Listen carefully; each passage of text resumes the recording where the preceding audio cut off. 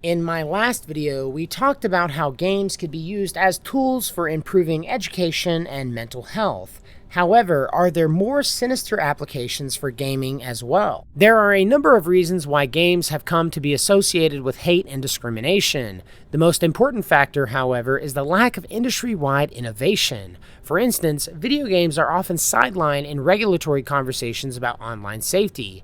Proprietary data is proprietary, and understandably, no company wants to be the first to talk publicly about online harms and safety challenges. That's going to do it for the article, guys, and while it might sound fair and egalitarian on the surface, I can't help but think that the implications are much more sinister than they let on.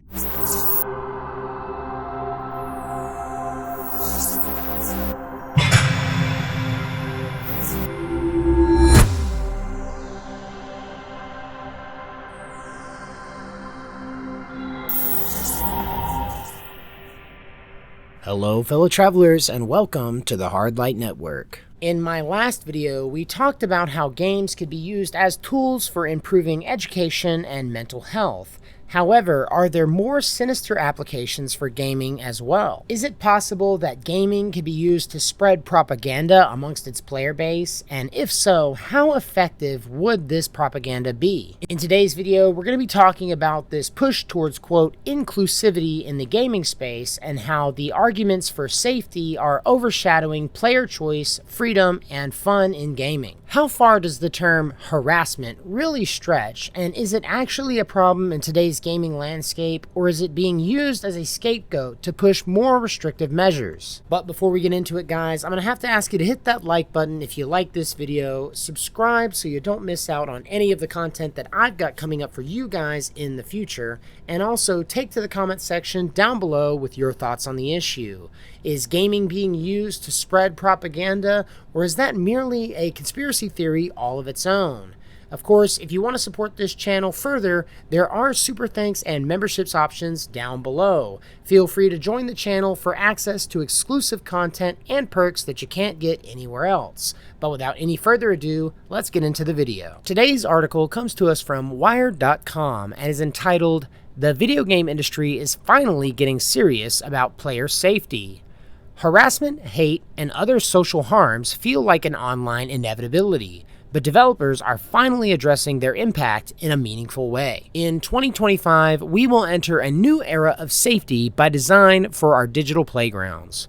Online games are spaces where billions of people worldwide come together to play, socialize, and unwind.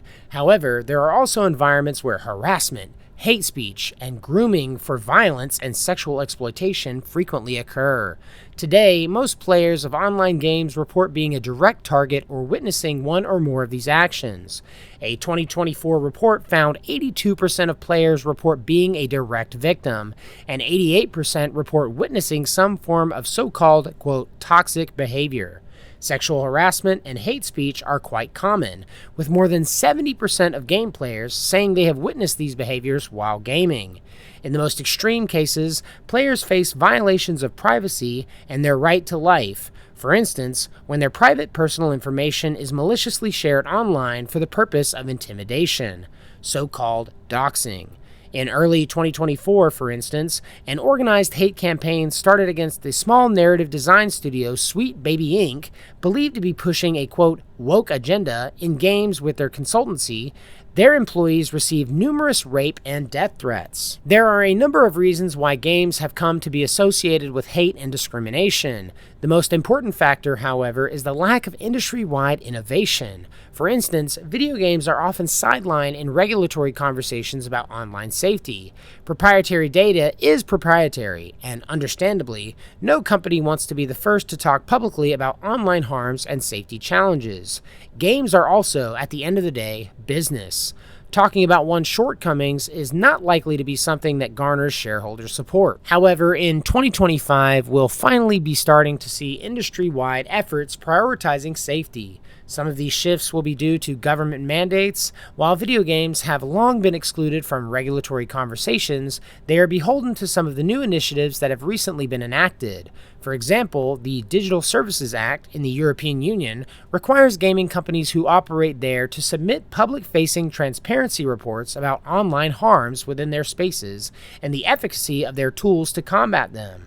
For the first time, this will allow for the industry-wide insights into the strategies and their effectiveness across the gaming ecosystem. In 2025, we will also start to see the effects of the game industry's attempts at self-regulation. Over the last several years, there have been many trust and safety initiatives spearheaded by the game industry itself from an ecosystem, industry-level approach. For example, in 2024, we saw the release of the Digital Thriving Playbook from the Thriving in Games Group, Riot Games, and the Joanne Gans Cooney Center at Sesame Workshop, which provides educational material and step-by-step guides for game developers on how to create more resilient communities and approaches to trust and safety issues in games. It also includes guides on content moderation and community management approaches, as well as teamwork by design, trust by design, and building pro-social behavior in gaming communities. Last year also saw another breakthrough with the partnership between Epic Games and the International Age Rating Coalition to create internationally recognized ratings for all user-generated content created for Fortnite. Historically, player-created content has been unrated, leaving users to essentially make their best guess on age appropriateness from the experience, name, image, and description. The integration of a rating system on user-generated content will allow players and parents to make more informed decisions as to what and how they will play. In 2025, other game makers will follow suit to support players' ability to make informed choices about which of the billions of pieces of user-generated content is safe and appropriate for them to engage with.